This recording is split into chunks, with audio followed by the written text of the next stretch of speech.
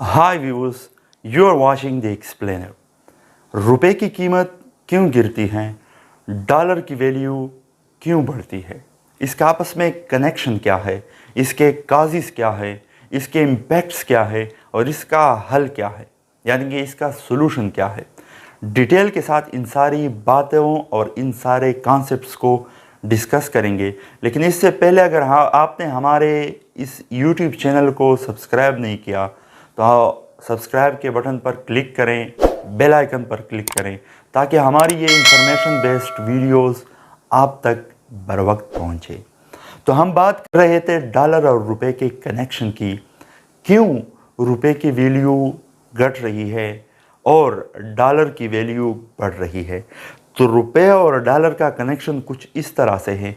जब कोई मुल्क कोई चीज़ बनाता है, फॉर एग्ज़ाम्पल पाकिस्तान चावल की पैदावार करता है, यहाँ पर हम चावल काश्त करते हैं और हम चावल बाहर मुल्क बेचते हैं। फॉर एग्ज़ाम्पल हम अमेरिका अपने चावल बेचते हैं, तो ये हम एक्सपोर्ट करते हैं। बिल्कुल इसके बरक्स कोई दूसरा मुल्क कोई प्रोडक्ट बनाता है, कोई एग्रीकल्चरल या हाई टेक प्रोडक्ट बनाता है, जैसे कि फॉर एग्ज़ाम्पल अमेरिका आईफोन बनाता है, तो वो आईफोन हमारी ज़रूरत है या यहाँ पर लोगों की डिमांड्स हैं, तो वो आईफोन हम अमेरिका से इंपोर्ट करते हैं। तो ये क्या हुआ, इंपोर्ट। एक्सपोर्ट जब हम अपनी प्रोडक्ट दूसरे मुल्क बेचते हैं और पैसा हासिल करते हैं, इसको हम एक्सपोर्ट कहते हैं। और जो चीज़ें हम दूसरे ममालिक से ख़रीदते हैं, जो हमारी ज़रूरियात होती हैं या अयाशी के लिए या लग्जरीज आइटम हम अपने लिए मंगवाते हैं, तो इसको हम इंपोर्ट्स कहते हैं।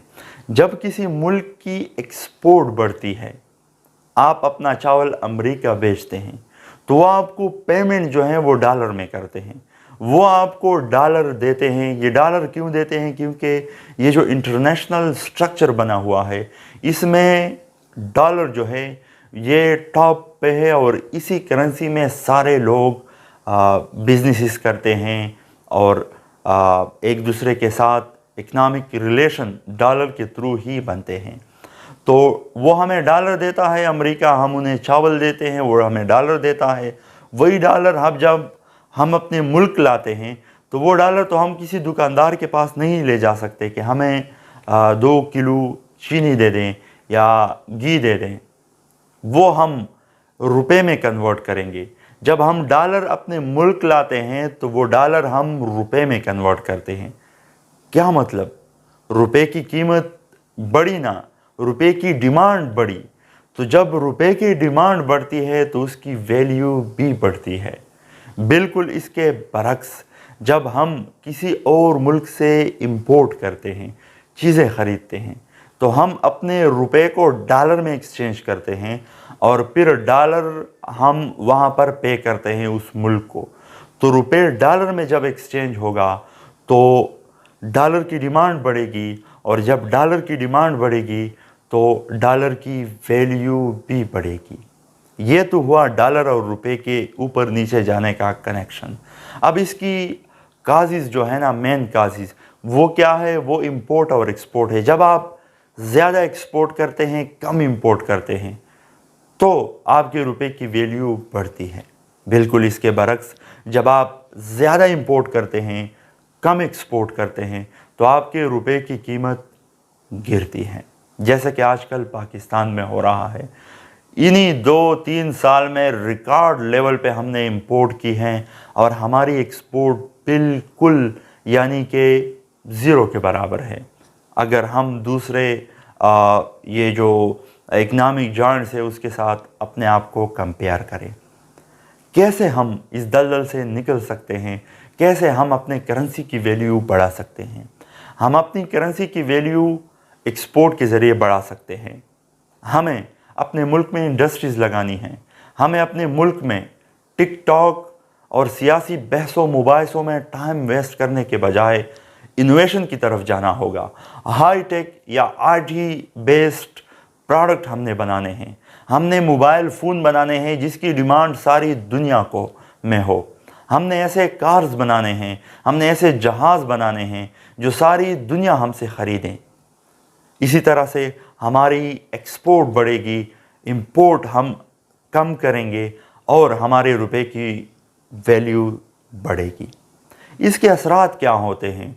जब किसी मुल्क में रुपए की कीमत कम होती है, उसके मुल्क की करेंसी की कीमत कम होती है और इंटरनेशनल जो करेंसी होती है, जैसे कि फॉर एग्ज़ाम्पल आजकल डॉलर है, उसकी वैल्यू ज़्यादा होती है, तो इसके असरात कुछ यूँ होते हैं कि फॉर एग्ज़ाम्पल जब डॉलर 170 रुपए का था, तो आप जब कोई चीज़ $1 की ख़रीदते थे तो वह आपको 170 रुपए का पड़ता था, और जब डॉलर 200 का हुआ तो वही चीज़ आप 200 रुपए में ख़रीदते हैं। हमारे पास तेल कम है, तेल बिल्कुल है ही नहीं, तो हम तेल इंपोर्ट करते हैं, दूसरे मुल्क को हम डॉलर्स में पेमेंट करते हैं। पहले हम 1 लीटर फॉर एग्ज़ाम्पल 100 रुपए का ख़रीदते थे जब डॉलर की कीमत 100 रुपए थी। अब जब डॉलर की कीमत 200 रुपए हो गई है तो वही 1 लीटर पेट्रोल हम 200 रुपए का ख़रीदते हैं।